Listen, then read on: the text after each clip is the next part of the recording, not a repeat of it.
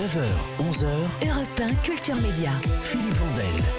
Comment le discours complotiste a-t-il pu s'installer puis se développer en France? Quels sont les liens, voire les points communs entre les Gilets jaunes, le professeur Raoult ou le youtubeur Thierry Casasnovas? Voilà deux des questions auxquelles répond un documentaire éclairant et édifiant, Fake News sur ordonnance, un film d'1h30 diffusé après-demain sur France 5 dans le cadre de la collection La Fabrique du Mensonge. Bonjour Karim Rissouli. Bonjour Philippe. Vous êtes le présentateur de La Fabrique du Mensonge.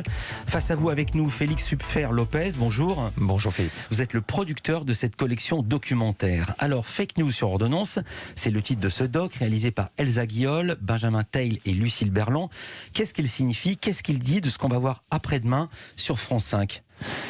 C'est une réflexion autour de la manière dont en fait les fake news autour de la santé sont devenues les fake news principales qu'on peut trouver désormais sur Internet. En fait, c'est-à-dire que on a vu arriver, nous avec les équipes de la Fabrique, on travaille sur ces thématiques depuis 2-3 ans, et on a vu, quand on a vu arriver le confinement et la pandémie, on a vu en fait une explosion, mais c'est du simple au double, au triple, au centuple. Enfin, c'était complètement délirant en fait. C'était une déferlante de fake news, de défiance, puis peu à peu de théories conspirationnistes, de gens qui ne croyaient plus du tout ce que les médias ou ce que les politiques ou ce que les médecins leur disaient. Ouais. Et pour quelle raison? Est-ce que ça s'explique? Est-ce que parce que c'est Paul Valéry qui disait ce qui est simple est faux et ce qui est vrai est complexe? Est-ce que les gens ont envie de réponses simples et qui pourraient l'utiliser dans leur avenir tout proche? Je pense que oui, et surtout quand il s'agit de la santé. La santé, c'est vous, c'est moi, c'est les 67 millions de Français qui, quand on a un pépin de santé, on veut une réponse immédiate et on veut que la santé, la science nous soigne tout de suite. Et c'est vrai qu'il y a en plus eu avec la pandémie quelque chose d'assez fort, c'est que les gens ont confondu la science et la recherche. C'est-à-dire que la science, c'est un consensus autour de publications, de choses que des chercheurs ont travaillé, et il y a un consensus et il y a une vérité scientifique. La recherche, ça a à voir avec le doute.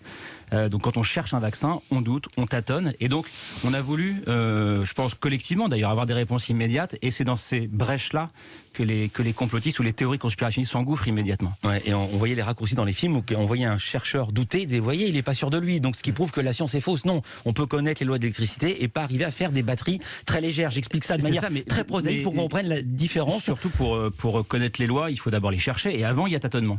Et cette pandémie qui est arrivée dans un moment de défiance des élites, je mets des guillemets partout, des élites du système, de ceux qui nous gouvernent, des scientifiques aussi qui on en a parlé beaucoup à Europe 1 et ailleurs, qui ont tâtonné, qui se sont contredits sur les plateaux de télévision ou à la radio, ça n'a fait que renforcer tout ça. Et puis aussi avec l'ombre tutélaire des Big Pharma, soi-disant ces gros laboratoires pharmaceutiques, enfin ils sont gros mais qui prétendument ne penseraient qu'à leurs bénéfices. Le doc s'intéresse au succès à la fois d'un film et d'un youtubeur. Le film, c'est le documentaire complotiste Hold Up, sorti en novembre dernier. Le youtubeur, c'est Thierry Casasnovas, défenseur d'une alimentation entièrement crue, lui-même qui est devenu complotiste.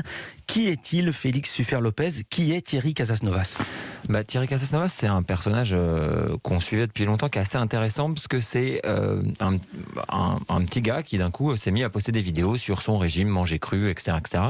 Et qui peu à peu s'est retrouvé à la tête d'une entreprise digitale. Ouais, c'est plus qu'un petit gars, c'est un boulanger de formation, ancien toxicomane, marginal, et qui lui-même a été fasciné par un faux médecin américain. Ouais, c'est faux médecin américain et un médecin français qui est Guy-Claude Burger, pas médecin d'ailleurs, qui prétendait que le manger cru pourrait tout soigner. Et en fait, lui, il s'est un peu engouffré dans cette brèche-là, et il s'est mis à faire des vidéos pour prôner le manger cru. Et ce qu'il y a de pernicieux dans le discours de Casasnovas, c'est qu'il dit une partie de choses qui sont vraies. C'est-à-dire manger des fruits et légumes, c'est plutôt une bonne chose. Bien sûr. Voilà. On nous recommande même 5 par jour. Voilà. Quand ensuite il dit la seule chose que la chimiothérapie va t'apporter, c'est du poison dans tes veines, là en revanche, il y a un débord. Et ce qu'on disait tout à l'heure, c'est assez intéressant, c'est que quand vous êtes, par exemple, vous avez un cancer, vous êtes vulnérable. Et donc, par définition, vous allez être beaucoup plus perméable à des solutions qui vont vous paraître plus simples. Et donc, quand vous êtes dans ce moment-là, en train de faire des recherches sur Internet, comme c'est arrivé à toute personne qu'on connaît qui ont eu un cancer, et que d'un coup, vous voyez une solution, vous voyez quelqu'un qui vous dit, avec des trucs un peu frappés du coin du bon sens, il suffit de jeûner un peu, etc., peu à peu, vous pouvez dériver et croire qu'en réalité, il faudrait quitter vos soins, quoi. Puisque vous en parlez, c'est éloquent dans le cas de Thierry Casasnovas, quand il laisse entendre que les cancers peuvent être soignés par les jus de fruits, surtout à enrichir ceux qui les prescrivent. Ces vidéos sont visionnées par un public de plus en plus large, souvent séduit par l'enthousiasme des commentaires. J'ai un cancer depuis 11 ans. J'ai refusé tous les protocoles et je n'ai pas peur. Je suis en pleine forme. Entièrement d'accord. Cela sert juste à enrichir l'industrie pharmaceutique. J'avais un rendez-vous ces jours-ci et je l'ai annulé à force de voir toutes ces vidéos et voir la vérité sur ces fichues mammographies. On peut retrouver ce genre de commentaires-là où vraiment ça montre l'emprise mentale qu'il peut avoir sur les gens. C'est limite de l'adoration. Une ferveur décuplée par l'algorithme de YouTube. Désormais, Thierry Casasnovas est si puissant sur YouTube que lorsqu'un internaute tape cancer dans la barre de recherche, ses vidéos sont automatiquement recommandées parmi les 15 premiers liens. Parce qu'on n'a pas encore beaucoup parlé de cette explication. Là, c'est l'algorithme qui régit les réseaux sociaux et précisément YouTube. Ouais, ça, c'est la spécialité de Félix. Ouais, pour le faire simple, je vais vous expliquer avec Deliveroo. Vous connaissez tous cette application qui vous permet de commander à manger. Pour qui ne connaît pas, oui, on vous livre, vous commandez une série de restaurants et on vous livre. Voilà, l'application va vous recommander ce que vous mangez. Moi, personnellement, comme j'adore le quick, elle n'arrête pas de me proposer des aliments très gras. Donc quand je veux manger sain, je suis obligé de prendre le téléphone de mon épouse pour commander de la salade. Vous voyez ce que je veux dire? Parce que l'algorithme va vous donner ce que vous mangez. Ouais. C'est-à-dire qu'elle va toujours vous recommander exactement ce que vous attendez. Et donc quand vous vous mettez à regarder des vidéos qui peu à peu sont conspirationnistes, au fur et à mesure, l'algorithme va continuer à vous recommander exactement la même chose. Elle pense, donc vous avez commencé à manger un peu de gras, et donc on va continuer à vous recommander du gras. Et ce qu'on essaie de montrer dans ce documentaire et dans chacun de ces documentaires, c'est les conséquences que ça peut avoir très concrètement sur la vie des gens. Parce que on disait quand on est malade, quand on a un cancer, on est perméable à toutes ces théories encore plus que les autres. Et à chaque fois on essaie d'avoir des victimes de ces théories du complot pour montrer que c'est pas uniquement un grand débat journalistique. Là on a une femme qui pour le coup a été atteinte de la maladie de Lyme, qui a fait médecin sur médecin pendant des années. Personne n'a réussi à la soigner, à détecter ce qu'elle avait. Et elle était au moment où elle a été entre guillemets chopée, j'allais dire, par Thierry Casasnovas, elle était mûre, elle était prête. Et quand on parle d'emprise, c'est un mot qui est intéressant. Si on prend un tout petit peu plus de champ, on a vu que la semaine dernière, il y a un rapport de la Miviludes, qui est l'autorité qui lutte contre les dérives sectaires, qui a pour la première fois mis les dérives complotistes et les mouvements complotistes dans sa vigilance, ou en tout cas sa vigilance des dérives sectaires. Il y a toutefois plusieurs comptes complotistes qui ont été fermés par YouTube. Celui de Thierry Casasnovas est encore accessible, et c'est ce que vous relevez dans le documentaire. Félix Sufer-Lopez, est-ce que vous savez pourquoi il n'est pas fermé, ce site ? Alors ça, c'est... Ce que je sais, c'est qu'il y a quelques mois, pendant notre enquête, Thierry Casasnovas, quand il a vu qu'il y avait beaucoup de comptes qui étaient supprimés, en quelques jours, il a supprimé 1000 vidéos. Donc ça, nous, on l'a observé. Ensuite, la raison pour laquelle YouTube n'a pas fermé le compte de Thierry Casasnovas, c'est que j'imagine qu'ils ne doivent pas avoir considéré qu'il y a assez de signalements, ou qu'ils ne doivent pas considérer que lui, il est dans une dérive. Donc c'est le positionnement c'est assez compliqué de comprendre pour quelle raison YouTube supprime ou supprime pas des comptes, ce qui rend justement ce truc compliqué à comprendre pour le grand public. Alors on n'est pas ici évidemment en train de faire le procès de YouTube, il y a évidemment beaucoup d'autres réseaux sociaux sur lesquels ces thèses se répandent. On en parle juste après une courte pause. Culture Média continue. 9h, 11h, Europe 1 Culture Média. Philippe Vandel. Fake News sur ordonnance, c'est un nouveau numéro de la collection documentaire La Fabrique du Mensonge. Ça passera après-demain dimanche à 22h50 sur France 5. On est avec Karim Rissouli qui présente l'émission et Félix Sufer-Lopez, le producteur. Nous parlions de ce film Hold Up, nous parlions des réseaux sociaux, nous parlions également de YouTube et de son algorithme. Je l'ai dit, il n'y a pas seulement YouTube dont on pourrait remettre en cause la manière de travailler. Il y a d'autres réseaux sociaux qui sont eux aussi parfois et qui agissent de manière agressive et violente, agissent malgré eux. Les réseaux sociaux sont ce qu'on en fait. C'est ce qu'a vécu l'infectiologue Karine Lacombe. Elle a été l'une des premières scientifiques à douter de l'efficacité de l'hydroxychloroquine. Il ne faut pas que j'oublie une syllabe. Traitement proposé par le professeur Raoult à Marseille. C'était il y a un an. On écoute Karine Lacombe.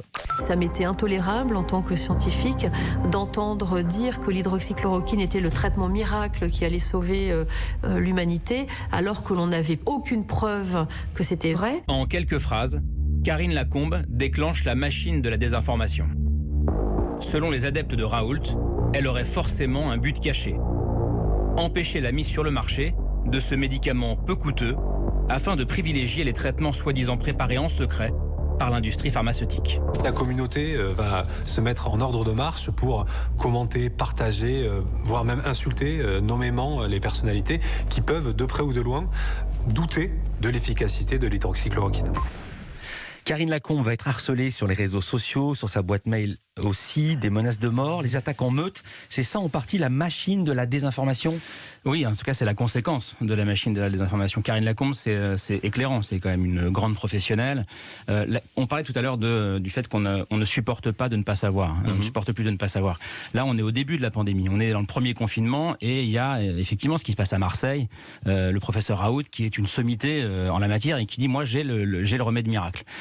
Donc forcément, on a tous envie d'y croire. En tout cas, on est nombreux à avoir envie d'y croire. Elle dit « On n'en sait rien ». Et à partir du moment où elle commence à dire ça, elle se fait menacer de mort. Elle dit même qu'elle ne veut pas rentrer chez elle dormir parce qu'elle a peur qu'ils viennent dans la nuit pour la voir. Donc ça a des conséquences extrêmement concrètes sur la vie des gens. Ce qui est intéressant, c'est que à chaque fois, il y a le présupposé qu'il y a un but caché quand quelqu'un dit quelque chose. C'est ça aussi les théories conspirationnistes. Il y a une théorie dont on parle dans ce documentaire qui est la théorie du Great Reset. C'est passionnant parce que c'est quoi le Great Reset ? C'est la grande réinitialisation en français. Au départ, ça c'est un livre. C'est un livre d'un homme qui a créé le Forum économique de Davos. Ouais. Voilà, qui est sorti en Suisse. Tous les grands dirigeants et tous les grands économistes. Qui est sorti dans l'anonymat le plus total à l'été 2020 et qui dit toutes les grandes pandémies, toutes les grandes crises, il y a un monde d'après, il y a des conséquences irréversibles. Bon voilà, a priori rien de très sulfureux. Et les conspirationnistes vont prendre ce livre et vont complètement changer la thèse et dire en fait c'est ce qu'on entendait dans l'extrait sur Karine Lacombe. Ils vont dire en fait ce sont les grands laboratoires, les puissants de ce monde qui veulent en réalité changer la monnaie, changer le système démocratique, qui veulent profiter de cette crise pour tout remplacer, tout réinitialiser. Et on voit comme c'est très pervers parce que au départ il y a une vraie information qui va être travestie et qui devient une fake news qui est extrêmement compliquée à contrer. Mais quand vous dites « il », c'est de proche en proche ou est-ce qu'il y a des sortes d'officines de fake news ? La diffusion de fausses infos et des théories complotistes passe parce qu'on appelle, je l'ai appris grâce à vous, les super diffuseurs. Qu'est-ce que c'est, Félix Uffer-Lopez, les super diffuseurs ? En fait, les super diffuseurs, c'est des personnalités qui, une fois que eux comptent énormément de followers, énormément d'influence, enfin c'est des influenceurs de fake news. Et en gros, une fois que eux ont partagé une fausse information, d'un coup, cette fausse information, cette désinformation va exploser. Et il y en a, avec la pandémie, il y en a qui sont vraiment devenus des stars. On les montre dans le documentaire, il y en a 4 qui d'un coup sont réunis, par moments font des lives sur Facebook ou sur Zoom tous ensemble et qui font des conférences. Et s'il y en a un d'eux qui dit par exemple que le masque est une manière de nous museler, et d'un coup ça part. Et s'il y en a un d'eux qui dit qu'en réalité les antennes 5G et le vaccin, il y a un lien parce qu'on veut nous mettre une puce 5G à l'intérieur du vaccin, c'est pareil, ça part. Ouais. Karim Rissouli, dans l'extrait qu'on a entendu il y a quelques instants, on parlait des adeptes du professeur Raoult. À d'autres moments du doc, on entend le mot gourou. C'est une secte, le complotisme ? Moi, je peux pas le définir comme une secte, mais je regarde ce qui se fait et on ne savait pas évidemment quand on a produit ce documentaire que la Miviludes, qui est l'autorité qui lutte contre les dérives sectaires, s'emparerait du sujet. Après, je fais une précision. On met pas les adeptes de professeur Raoult sur le même plan que les conspirationnistes qui pensent bien sûr, évidemment. C'est quand même deux idées différentes. Mais on entend quand même ce mot-là, gourou. Oui, il y a des gens qui sont dans la défiance. C'est-à-dire qu'il y a deux niveaux en fait. Il y a d'abord des gens qui sont dans la défiance. Il y a les sceptiques. Les sceptiques. Des gens comme les adeptes du professeur Raoult qui d'un coup vont être dans le doute et qui d'un coup vont ne pas vouloir croire à une vérité et vont être sceptiques. Et puis au bout d'un moment, il y a un point de bascule et c'est juste après justement dans le documentaire où d'un coup il y a des gens qui virent dans le conspirationnisme et qui pensent qu'on essaye de supprimer la race humaine avec des vaccins. Enfin pour résumer. Alors ces fausses informations et ces discours conspirationnistes, pour reciter votre mot, sont diffusés dans un espace virtuel, l'espace numérique, mais leurs conséquences sont bien réelles. Conséquences physiques, conséquences psychologiques, comme chez Constance, c'est une ancienne adepte de Thierry Casasnovas que vous avez rencontrée, et aussi des conséquences politiques, comme l'explique Antoine Bristiel, il est chercheur à Sciences Po Grenoble. La problématique principale du complotisme et la problématique principale d'un film comme Hold Up, c'est qu'effectivement, on ne peut plus s'accorder sur les faits. Disons, on ne parle plus la même langue au sein de la société finalement. On n'est plus capable de s'accorder sur les réalités scientifiques de base. Donc forcément, ça remet en cause le pacte démocratique. Osons les grands mots, la démocratie est en danger ? Je le crois, oui. Je le crois et je pense qu'on n'a peut-être pas encore vu grand-chose. On va avoir dans un an une campagne présidentielle qui sera peut-être la première campagne présidentielle française impactée par les fake news et par la désinformation. Et vous pensez qu'on ne sera pas instruit de ce qui s'est passé précédemment avec le Brexit, avec l'élection de Trump aux États-Unis ? Malheureusement, je ne crois pas. Mais ce qui vient d'être dit est fondamental en réalité. Si on ne peut plus s'accorder sur aucune vérité, on parlait de la science tout à l'heure. Si on ne peut pas s'accorder sur des vérités, on ne peut débattre de rien. Donc vous avez votre vérité, j'ai ma vérité, Félix a sa vérité, tous ceux qui nous écoutent ont leur vérité, mais il n'y a plus de débat possible. Bien sûr. Puisque le débat il est sur les causes et non pas sur les faits. On est d'accord. Félix Uffer-Lopez et Karim Rissouli, je m'adresse à vous deux. Vous travaillez ensemble également pour C'est ce soir.